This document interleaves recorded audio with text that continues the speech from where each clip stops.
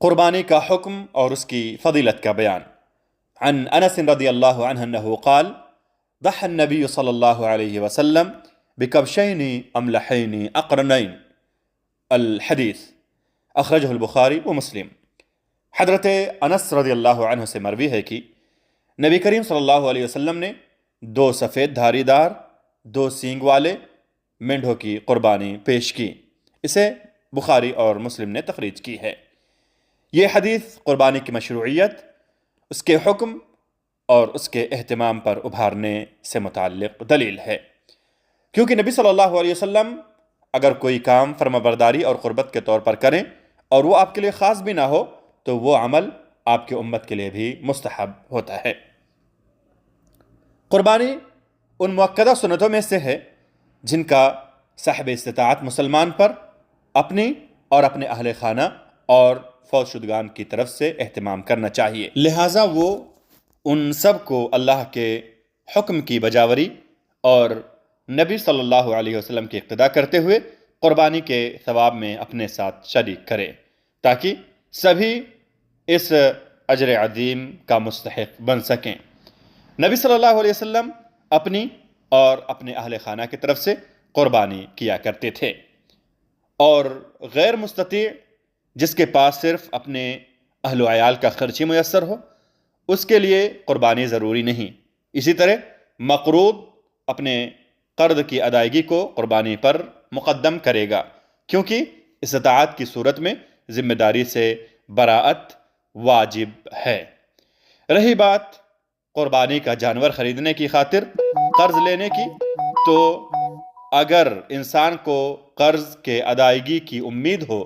جیسے کسی کی تنخواہ وغیرہ آنے والی ہو، تو ایسا شخص قرض لے کر کے قربانی کرے گا، اور اگر قرض کے ادائیگی کی امید نہیں ہے تو قرض نہیں لے گا، تاکہ وہ اپنے اوپر کوئی ایسا بوجھ نہ اٹھا لے جو کہ اس جیسے کے لیے لازم نہیں۔ قربانی میں ابراہیم علیہ السلام کی سنت زندہ کی جاتی ہے۔ اس طرح خون کو بہا کر کے اللہ کا قرب حاصل کیا جاتا ہے، اور قربانی کے ذریعے اپنے اہل خانہ اور فقراء کے لیے عید کے دن کشادگی ہوتی ہے۔ رشتہ داروں اور پڑوسیوں کو ہدیہ دیا جاتا ہے۔ قربانی کا ذبح کرنا اس کی قیمت کے صدقے سے افضل ہے۔ اس بارے میں کوئی اختلاف نہیں کہ اونٹ اور گائے میں 7 لوگ بطور مالک شریک ہو سکتے ہیں، اور ان کا 7واں حصہ ایک بکری کے برابر شمار ہوگا۔ رہی بات بکری کی، تو اس میں مالک ہونے کی حیثیت سے 2 یا زیادہ لوگوں کی شراکت درست نہیں۔ ہاں، ثواب کے اندر شراکت جائز ہے، جیسا کہ ہم نے بیان کیا ہے، اور اسی طرح 2 لوگوں کا شراکت میں ایک بکری خرید کر اپنے علاوہ کسی اور کی طرف سے قربانی کرنا جائز ہے، کیونکہ یہ تبرع کے باب سے ہے۔ اگر لڑکا الگ گھر میں سکونت پذیر ہو تو اس کے لیے بھی قربانی مشروع ہے، اور اگر اپنے والد کے ساتھ ایک ہی گھر میں ہو تو والد کی قربانی اس کے لیے بھی کافی ہوگی، اور شوہر کے پاس اگر ایک سے زائد گھر ہوں تو اس کے لیے ایک قربانی کافی ہوگی، جیسا کہ نبی کریم صلی اللہ علیہ وسلم نے کیا تھا۔ عطا ابن یسار رحمہ اللہ کہتے ہیں کہ میں نے ابو ایوب انصاری رضی اللہ عنہ سے پوچھا کہ رسول اللہ صلی اللہ علیہ وسلم کے زمانے میں لوگ قربانی کس طرح کیا کرتے تھے؟ تو انہوں نے فرمایا، لوگ اپنی اور اپنے اہل خانہ کی جانب سے ایک بکری قربان کیا کرتے تھے اور اسی سے کھاتے تھے، یہاں تک کہ لوگوں میں فخر و مباحات عام ہو گئی، اور اب حالت آپ کے سامنے ہی ہے۔ جب قربانی کا مقصد اللہ کی رضا کے حصول کی خاطر ذبح کرنا ہے تو انسان کو چاہیے کہ وہ اس شعیرے کو زندہ کرے اور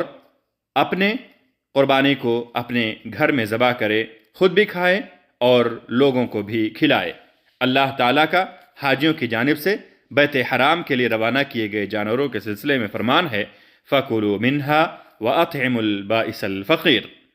جس سے مراد سخت حاجت مند اور بے مال انسان ہے، اور جو لوگ غریب ممالک میں لوگوں کو فائدہ پہنچانا چاہیں تو ان کے لیے خیر کے بہت سے دروازے ہیں۔ اے اللہ، ہم تیری رحمت کے امیدوار ہیں، ہمیں ایک پل کے لیے بھی ہمارے نفوس کے حوالے نہ کرنا، اور ہمارے تمام معاملات کو اے اللہ تو درست کر دے، تیرے سوا کوئی معبود برحق نہیں۔ اے اللہ ہمیں، ہمارے والدین اور تمام مسلمانوں کو بخش دے۔